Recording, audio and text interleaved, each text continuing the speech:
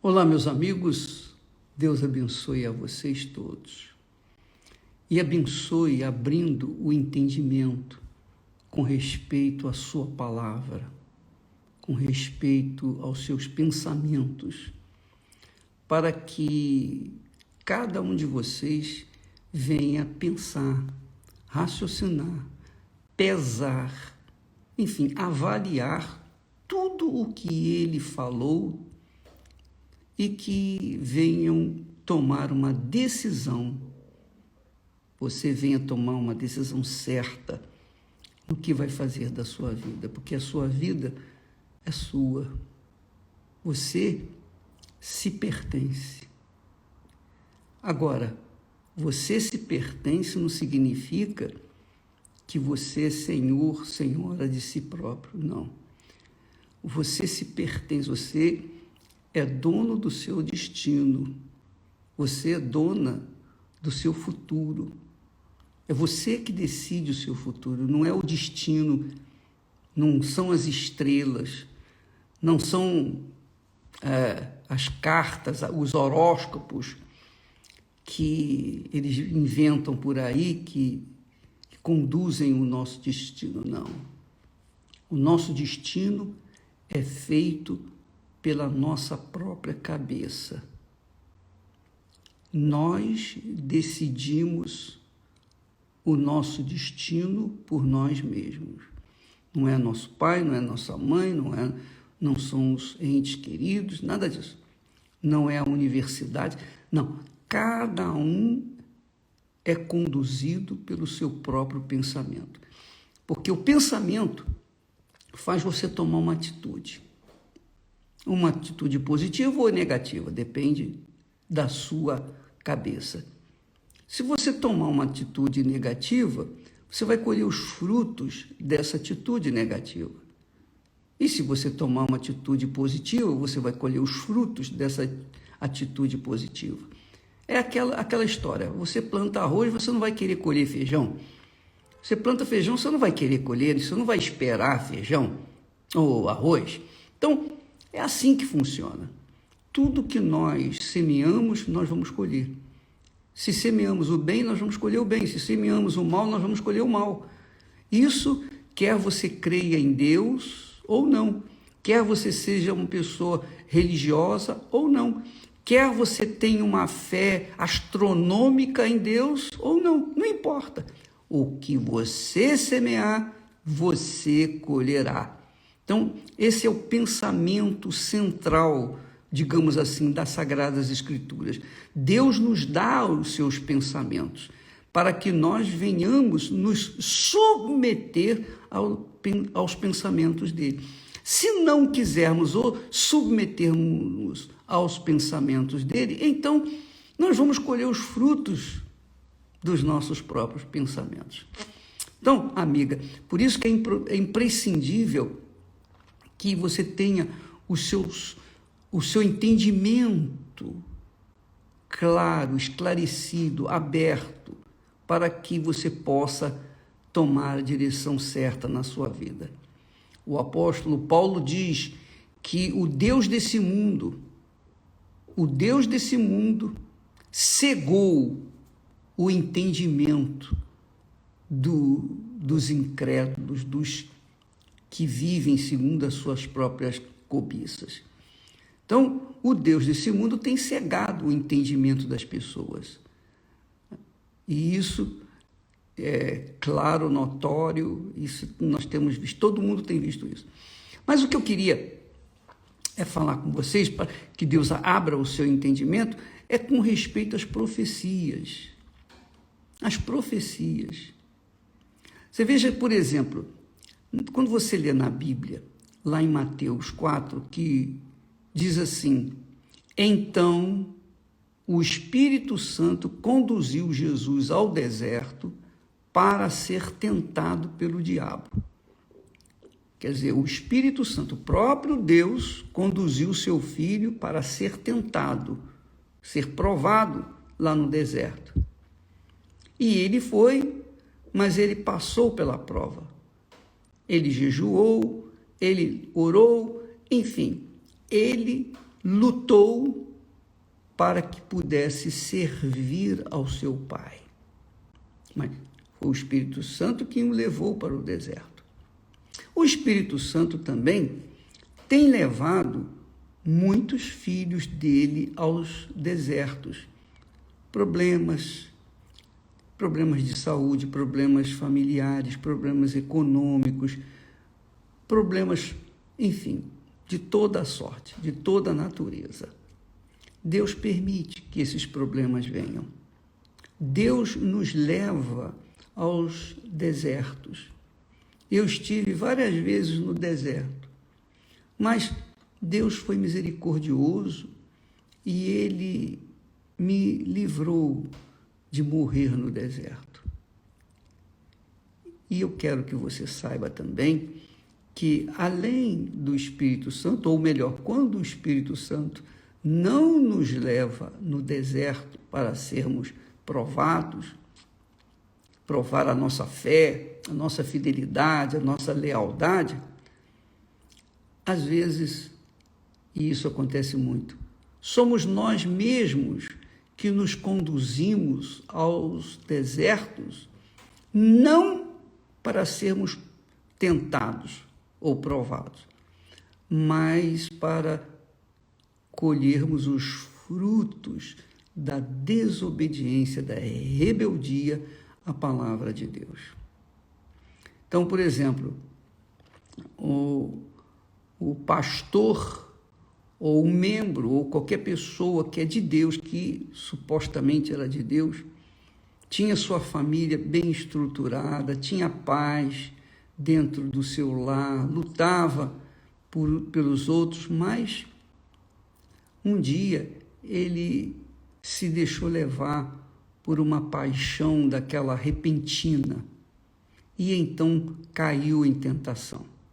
E então, você sabe, não há nada nesse mundo que há em oculto que não venha a ser revelado. O pecado dele veio à tona e a maravilhosa família que ele tinha evaporou, derreteu. E ele ficou sem chão. Ele ficou sem chão. Aí ele caiu na fé e então começou a conduzir a sua vida desregradamente, e hoje está caído, prostrado, não sabe o que fazer da sua vida, não sabe o que fazer. Meu Deus, talvez, se ele tiver aquele desejo, falar, oh, meu Deus, será que existe chance para mim? Será que existe chance para mim? Eu conheci a tua palavra, mas eu caí, eu errei de forma consciente, mas eu estou aqui caído, prostrado, eu estou aqui perdido, não sei o que fazer da minha vida. Me dá uma direção. Se a pessoa é suficientemente humilde para reconhecer o seu pecado e pedir a misericórdia de Deus, Deus vem sobre ele. Deus estende a mão sobre ele. O problema, minha amiga, meu amigo, o problema é que, às vezes, a pessoa não dá o braço a torcer. Sabe aquela pessoa orgulhosa, pedante, nariz empinado, arrogante, achando-se conhecedora, muito conhecedora das Escrituras Sagradas? Ela não acha, ela não consegue arrependimento, ela não consegue sentir o seu pecado. E isso é o grande perigo, porque quando a pessoa chega a essa situação, aí é porque ela está realmente destinada à morte e não tem mais jeito. Mas se existe uma tristeza de a pessoa falar, puxa vida, eu estou nessa situação, meu Deus, tem misericórdia. A pessoa é humilde para reconhecer, então há salvação para ela. E eu faço esse programa diariamente para tentar resgatar aqueles que estão assim. aqueles que estão caídos, prostrados, afastados, desanimados, perdidos, mas que ainda têm dentro de si um pouquinho de simancol de humildade. Para esses a salvação. Aliás, o apóstolo Paulo também fala que há dois tipos de tristezas. Uma tristeza é provocada pelo mundo. A outra tristeza é provocada por Deus. A tristeza do mundo é para a morte.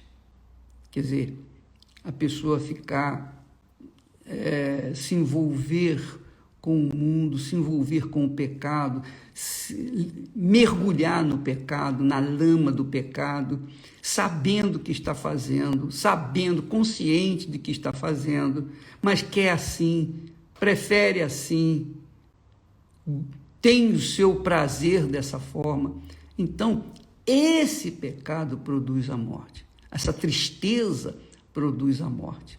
Mas a outra tristeza, segundo Deus, é a tristeza do arrependimento, quando a pessoa cai no pecado e ela diz, poxa, meu Deus, será que existe uma chance para mim? Ela está triste, ela está abatida, nada consegue mudar a situação dela, não tem dinheiro, não tem posição social, não tem nada nesse mundo que possa alegrar o seu coração, senão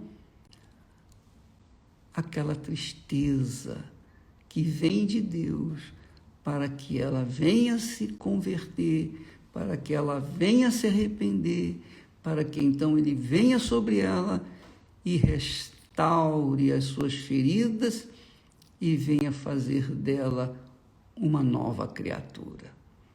Deus é compaixão, Deus é misericórdia, Deus é amor. Não é esse amor que a gente vê por aqui, não, viu? Não. O amor de Deus é outra coisa completamente distinta do que a gente sente no coração. Até porque o coração é um elemento enganador. Então, o amor de Deus é aquele que nos dá aquela consciência do que é certo e do que é errado. E a gente fazer o que é certo. É verdade que às vezes a gente tem vontade de fazer o que é errado para vingar aquela traição, aquela impiedade, aquela crueldade, aquela punhalada que levamos nas costas. Mas quando a gente tem uma consciência divina, então a gente perdoa. A gente perdoa porque Jesus mandou perdoar, vamos perdoar.